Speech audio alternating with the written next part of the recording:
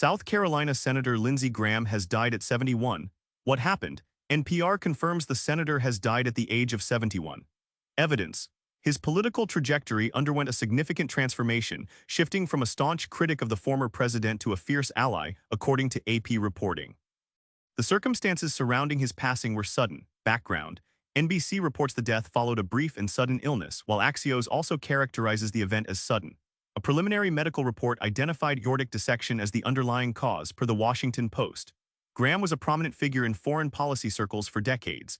His sudden departure from the political stage leaves a notable void in the current legislative landscape. The combination of his long tenure and his evolving political alliances makes this event particularly significant for observers of American politics. The medical specifics offer a rare glimpse into the final moments of a long public career. This information is based on preliminary reports and initial media coverage of the event. The consequence is a vacancy in South Carolina's Senate delegation and the loss of a prominent Republican voice on foreign policy. Watch next. The next checkpoint is a formal notice from the Senate or South Carolina authorities explaining how the vacancy will be handled, alongside any final medical finding that changes the preliminary account. Bangkok pub fire kills at least 27 people. What happened? Reuters reports that 27 people were killed in the incident, noting that emergency exits were obstructed during the blaze. Evidence. This detail regarding the exits is specific to Reuters reporting. The BBC confirms that at least 27 died and adds that 8 people were critically injured.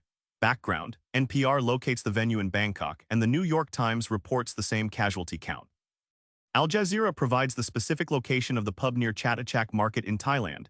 The obstruction of exits is a critical factor in the severity of the casualties. The concentration of injuries suggests a high density of patrons in the affected area. The proximity to a major market may have complicated emergency response efforts. The confirmed death toll remains at least 27 across multiple sources. The critical injury count is specifically attributed to the BBC. The location near Chatuchak Market helps identify the specific venue involved in this tragedy. The consequence is renewed scrutiny of fire code enforcement and emergency access at crowded nightlife venues. Watch next. Investigators' next public account should establish the fire's origin, the venue's permitted capacity, whether the exits violated safety rules, and whether the condition of the 8 critically injured people has changed since the first hospital updates. Shooting in southern Illinois leaves 5 family members dead. What happened? The New York Times reports that 5 family members died in this incident. Evidence. CBS adds that 2 others were injured and that 2 teens are in custody. Fox characterizes the event as a targeted mass shooting and confirms 2 teen suspects are held. Background. Times Now reports a targeted family attack in East St. Louis with 2 injured. The detention of 2 teenagers suggests a rapid law enforcement response. The characterization as targeted by Fox implies a specific intent rather than random violence. The location in East St. Louis provides geographic context for the event. The injury count of 2 additional victims is consistent across CBS and Times Now. The custody of the teens is a key development in the investigation. The family nature of the victims distinguishes this from other mass shootings. The consequence is an active homicide case involving 5 deaths, 2 injured survivors, and juvenile suspects whose exact legal status is not yet clear from the supplied reports.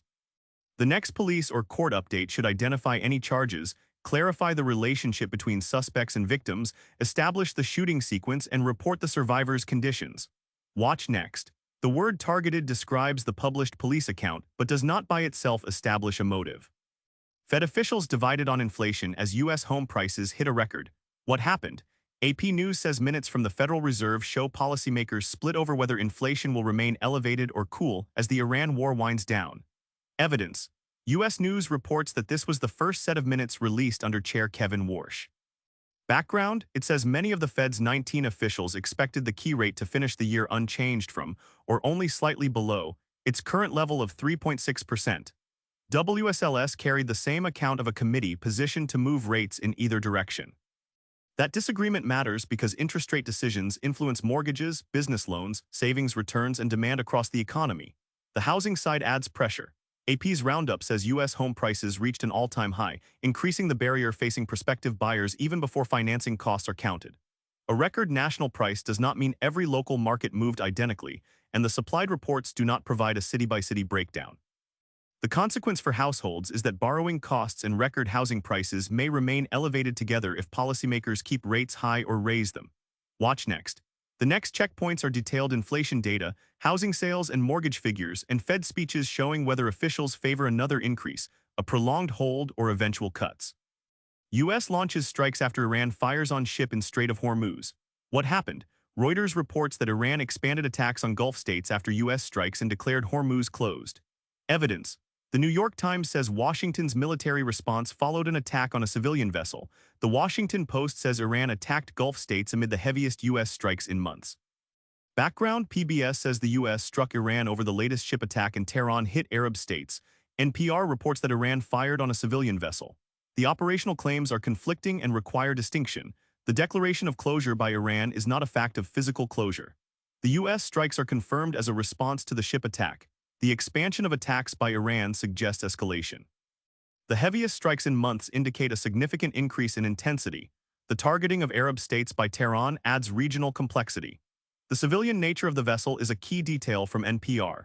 The consequence is a broader risk to civilian shipping and Gulf states if strikes and counterstrikes continue around a route central to regional trade.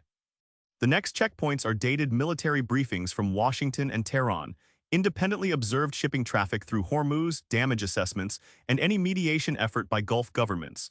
Watch next. Maritime observations can distinguish Iran's declaration from an actual interruption of transit.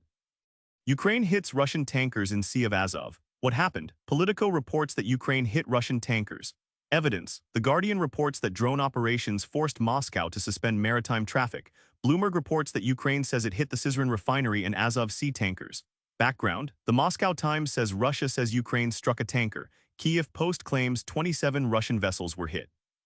Kyiv Post puts the count at 27 vessels, but that figure lacks independent confirmation. The suspension of shipping is a significant operational impact.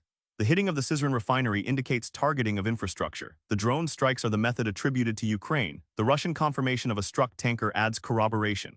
The conflicting claims highlight the difficulty in verifying battlefield details. The suspension of shipping affects regional logistics. The refinery hit suggests a strategic escalation in the conflict. The consequence is potential disruption to regional shipping and fuel infrastructure, although the physical damage remains contested. A sustained shipping suspension would slow cargo movement through ports on the Sea of Azov, while confirmed refinery damage would disrupt fuel operations across southern Russia. Watch next. The next checkpoints are dated port notices, independently verified imagery of the vessels and refinery, and statements that separate confirmed damage from the competing wartime accounts published on July 13th. Across these developments, the next confirmed records will matter more than early speculation.